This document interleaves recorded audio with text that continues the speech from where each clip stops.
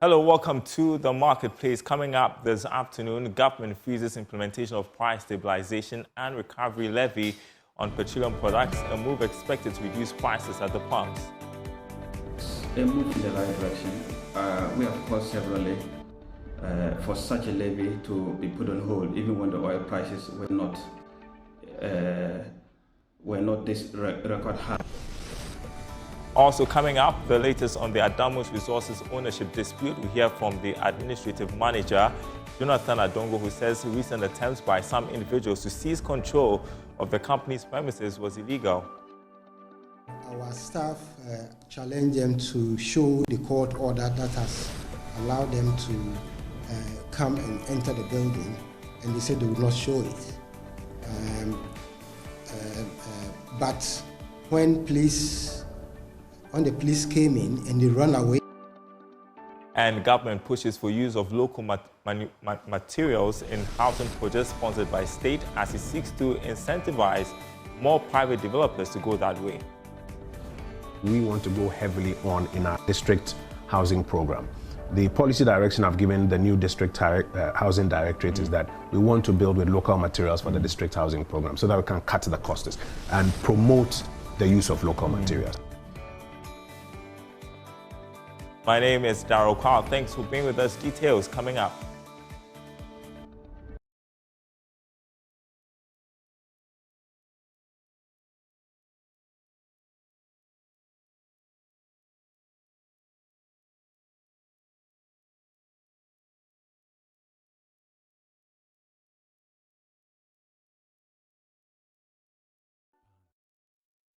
Well, first up, government has directed the National Petroleum Authority to suspend the implementation of price stabilization and recovery levy on petroleum products.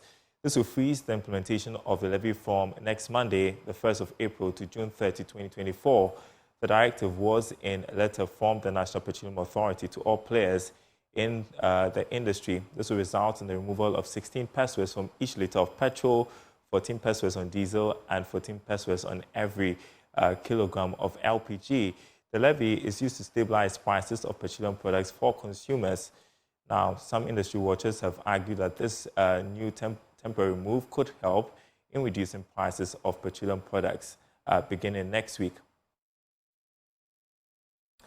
Here's reaction from energy strategist and CEO of Eureka Energy Solutions, Dr. Yusuf Suleimana. It's a move in the right direction. We have called severally for such a levy to be put on hold, even when the oil prices were not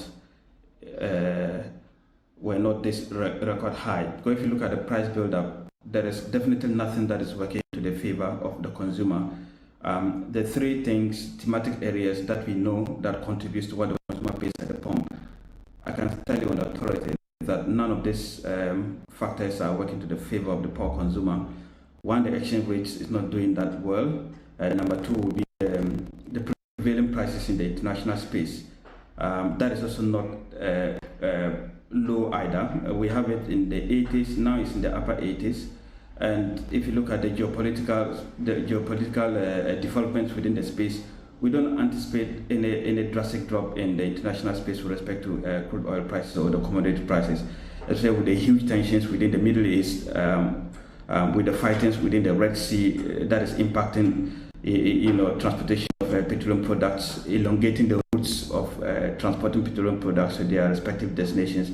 Yes, so there is huge pressure out there, impacting what the consumer pays at the pump directly as well as indirectly. And some of these ones, nobody has control over them. The government of Ghana has no control over them. The regulator has no control over them.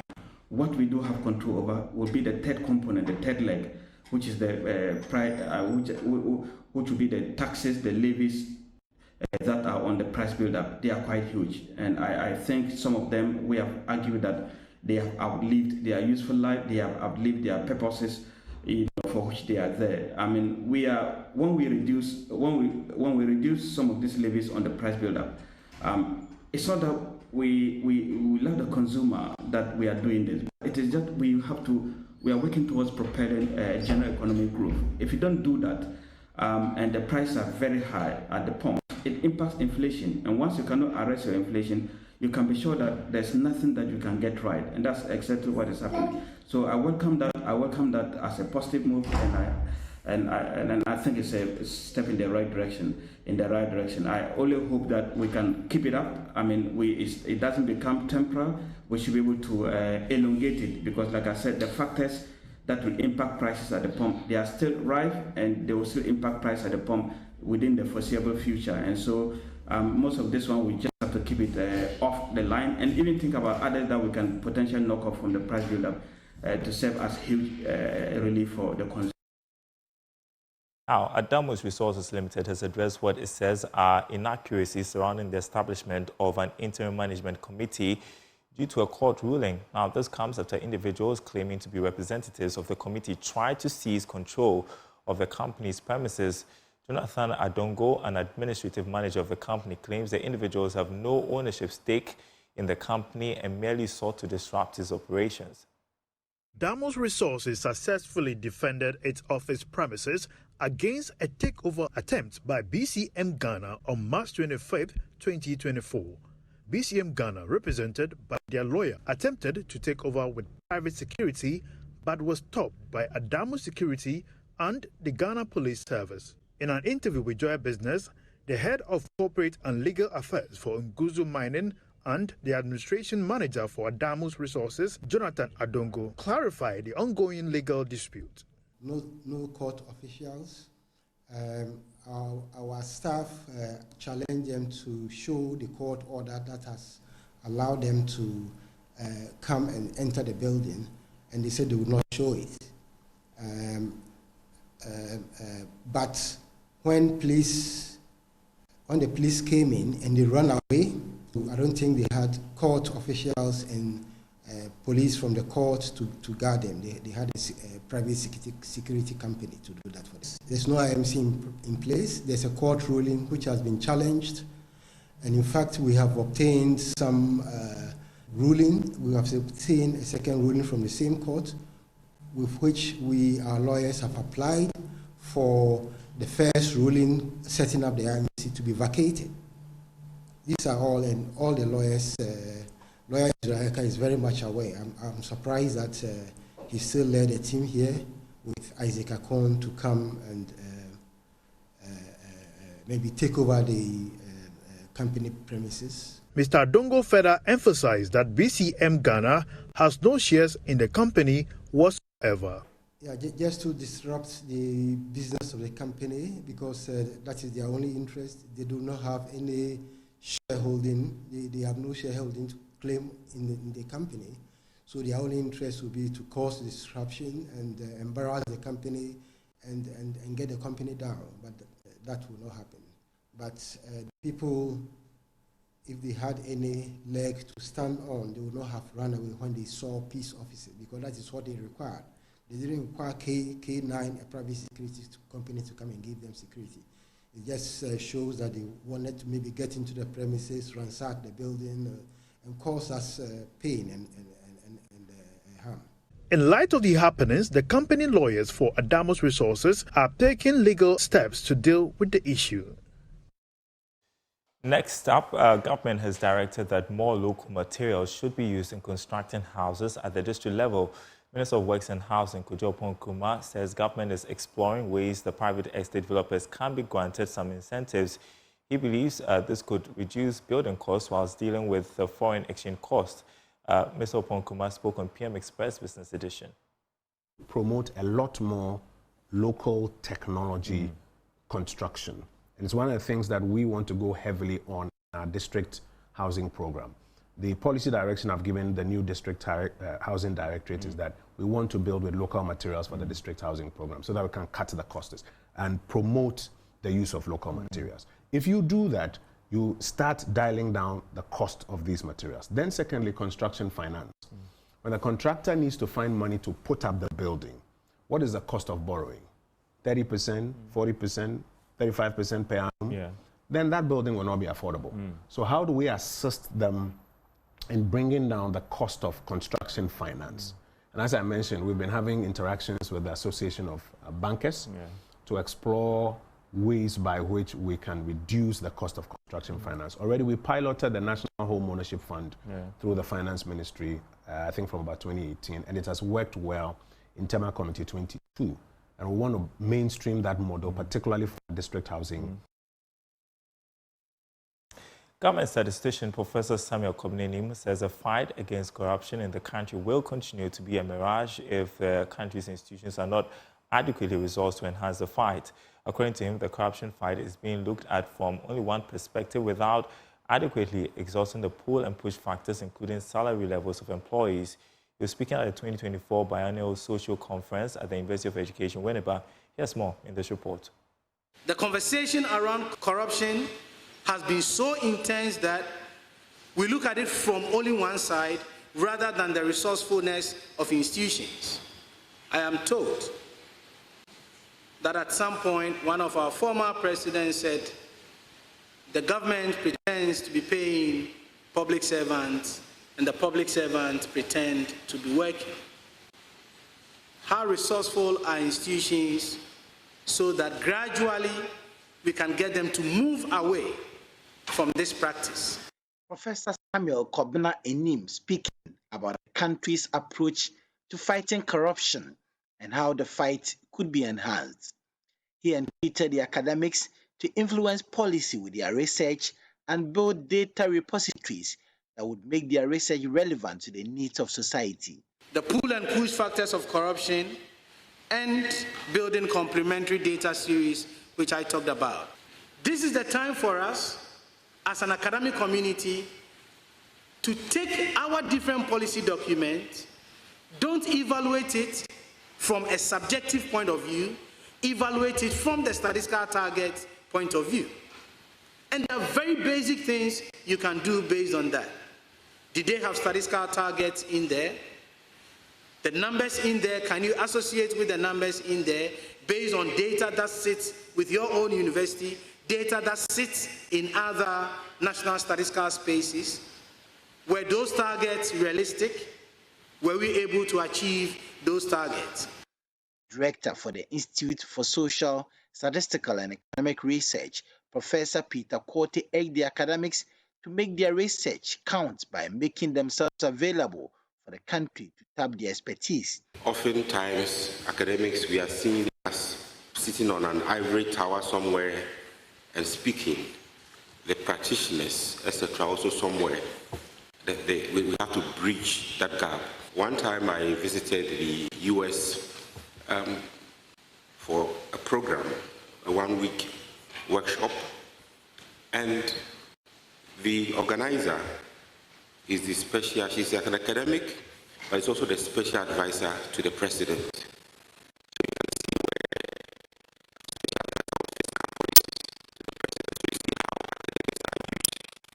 Go to the UK, US, all of them, the academics tend to be special advisors, sometimes technical people to those in government. We don't find a lot of that here, and I think we are making a big mistake. We need to correct that. So what you're doing now, for me, is very apt. The Dean of the Faculty of Social Sciences Education at the University of Education, Winneba, Professor Anselm Komla Abuchi, was hopeful that the conference would offer the platform for networking and deepening research. Debt service obligation has become a burden on many low and middle income countries, which has compelled an increasing number of these countries to pursue debt restructuring options from both internal and external creditors. Countries overburdened with these external debt services obligations either increases taxes, issue more debt, or resort to printing paper notes, which has devastating effects on the growth of the economy and the welfare of the citizenry. It is the expectation that this conference will help us to navigate efficaciously through the difficulties towards the stabilization of the economy. The theme for the conference is bringing the gown to town, governance, society, and post-pandemic adjustments. Now, management of a KGTM market in the Ashanti region has asked traders to ensure the installation of individual electricity meters or risk losing their stores after 3 months. In response to agitations by the traders for separate meters, management has concluded arrangements for the traders to access their meters at a cost. Finance manager at the Kumasi City Market, John Kwawu, says traders get the meters installed after making part payment. There's more in this report by Joseph Obing, read to you. KJT markets are accessing individual meters as part of a roadmap to address challenges of high cost of electricity. Management of the market has confirmed the arrival of new meters to serve the purpose. A single-phase meter costs 2,895 Ghana cedis, while a three-phase meter costs 3,800 Ghana cedis. Finance manager of the Kumasi City Market, John Owusu, says it will be difficult for management to accept traders who fail to install their separate meters before 3 months deadline. 3 months the deadline. So one to me. If you're unable to make full payments by 3 months, you will not be allowed to trade here. We have signed a contract to ensure payments are duly paid. We can't wait for a year before you make full payments. Mr.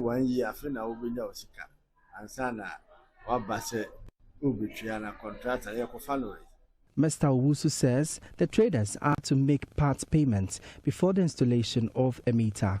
These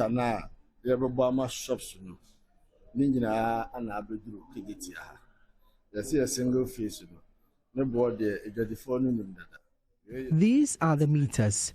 The contractor has begun installation at the market. When the traders make half payments, we go and install for them.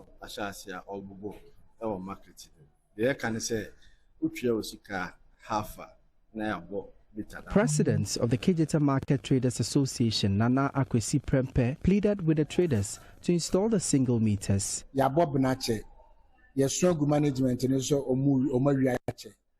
would plead with the traders to purchase the meter for convenient energy use.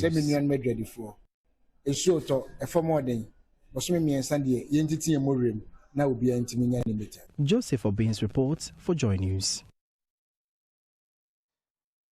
Now, founder of the Design and Technology Institute, Constance Swanika, is calling on the private sector to collaborate with academia in order to nurture young people to be ready to contribute to growth in the private sector.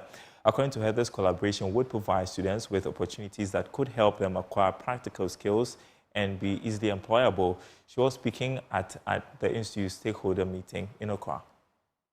Design and Technology Institute stakeholder meeting was aimed at showcasing the importance of industry and academia cooperation in driving innovation and growth. The institute, which specializes in training students in precision welding and fabrication, design innovation and entrepreneurship, has been in existence for over 4 years. According to the founder of the institute, Constance Swanika, collaboration between industry and academia will further develop the skills of young graduates. I think what we need is to deepen industry stakeholder engagement. I've walked a very painful journey birthing this. Currently, most of our collaborators and funders and partners are all from overseas. The question they ask, what about local partnerships? And I think that it's a shame that as a Ghanaian, if you've seen that this is possible, the least that we can do as citizens, being good citizens, that sometimes when you're in private sector, we expect that, the government will do everything. But visionary projects actually would come from the private sector. And so I would hope that with what we've been able to achieve on our own, it'll be easier for us to really begin to engage some of the stakeholders who should now come on board. Pro-Vice-Chancellor of the Ho Technical University, Dr. Christopher Mensah, urged businesses to invest their resources into the training of skilled labor force for the country. At school, we may not have the updated probably softwares, the current ones. Right. We will not be able to provide all those resources. The workplace will have the modern equipment, updated ones. By accepting our students on internship, then the students are exposed to such equipment. So our role is supposed to be complementary. Okay. Whilst building the critical thinking, the communication skills, and other attitudes of our students, then when it comes to some aspect of their learning, industry will play a role in completing the cycle of the training of our students. The meeting was themed Redefining Academia and Industry Collaboration as a Driver in Building Robust TVET Systems. As we mark the Easter festivities, some parts of the country are buzzing with heavy tourism activities. Kwawu is largely synonymous to Easter, with holiday patrons storming the ridge to celebrate the festivities. Today on Show Business, we want to discuss the impact of some of these festivities on the local economy and how it can be scaled up to create an all-year tourism experience for patrons who visit Ghana. Joining me in studio is my colleague, Isaac Atasa-Nyako. Great to have you in the studio to do this. I want to first start off with how popular the Easter festivities are. We know about Kwawu, but how have we evolved over time when it comes to celebrations during Easter? Well, I think we've done quite well in the last couple of years, especially when we look at when, and I'll narrow it down to the paragliding, festivities or the paragliding festival. Now, this was started sometime in 2003 by Ferdinand Nyim, who was then the personal assistant to the Minister of Tourism back then, the late Jake Obeche-Bilamte. Now, this became quite a unique selling point because before, a lot of people visit or go to Kwawu just to visit their families, and then it grew into that, buzzing festival where others who were not from the town decided to join and go have fun. When that paragliding festival was added, was I think the starting point where we began to expand the horizon to look at the tourism prospects of the area and how we can turn this around into something that could benefit the local economy. So from 2003, I mean, a lot of people have been trooping in and out of Kwawu. Some tried the paragliding, others don't. But when it was launched a couple of weeks ago, now this year the cost, according to the Ghana Tourism Authority, is around 1,000 Ghana cedis. So with 1,000 Ghana cedis, you can fly on the ridge of Kwawu and then get to have a nice view of the other towns in Koko and all the other towns down the valley. Now, if you move beyond this, Kwawu is gradually gaining traction when it comes to tourism. Other tourism sites, apart from the paragliding, sites are now being developed. So, we have the Bukruwa, we have a number of waterfalls there. You also have these caves where people go down, you hike down the cave and hike back. And all of these experiences come together to make it quite, a wonderful time if you've ever been there before. Now, again, one of the significant things is that a lot of people try to cash in during this period. I'll start from the hotels. Now, according to the Ghana Tourism Authority, there are about 57 hotels on the Kwawu Ridge alone. Exactly. Wow. And it also has, the largest hotel in Ghana currently, which is Rock City, with over 500 rooms, and aims to be the largest in Africa, hopefully when it completes all the 2,200 rooms and more. Now, gradually, it will surprise you that almost all of these hotels get booked when it comes to the Easter festivities. So you can imagine, with about over 3,500 rooms in total, and you have all of these hotels being booked, that tells you something, the amount that is being injected in the local economy. Mind you, average cost per hotel is around $25. So with $25, you are guaranteed of a decent accommodation in a hotel, a 2-star, maybe 1-star, or a guest house facility. Now, all of this put together, imagine the kind of impact it makes on the local economy. Then again, people try to build sheds along the road and sell. When you go to the markets, for instance, you have a lot of people. Now, with the indigents who travel to the town to spend time with their family, definitely they'll have to eat. Some will also go there, try their food and all of that. So when we look at the market, when we look at, going to the various towns on the ridge in the markets, people trooping in and out to shop and all of that, all of this trickle down into, it trickles the money down into various pockets. Yeah, and so I'm just wondering, looks like great potential. I mean, aside from the hospitality industry, there are other businesses that are making monies from Kwawu. And what happens when it's not Easter? And my next question, which is the major question, is how do we capitalize on this momentum that the Easter festivities create to make has benefited more from Kwawu as a tourist destination? Now, with the experience, I mentioned that not only Kwawu, now you have a number of towns who are trying to build this kind of experience around the Easter festivities. And so I think you go to the Volta region, a number of the towns there, you go to, somewhere around the Ebria Kropon enclave, where Dumasa, where Nanasa Kwawu also comes from, a number of activities all around. Now, if we look at Easter, for instance, I think what we've not been able to do over time is to create that all-year experience like you mentioned. So after the 4-day Easter period, nothing much happens in the town. No or little paragliding activities happens in the town. Now, if we're able to capitalize on this fallow period and let's say go into corporate, we want to spend time, with the rise in the number of hotels, definitely you can accommodate a number of corporates. Send them down there, let everybody have that experience. So let's say quarterly, let's plan that Easter paragliding, or let's say paragliding, festival every quarter, right, where we can take advantage of this and then we can tap into that market and so that it won't be lying idle, after Easter. Okay.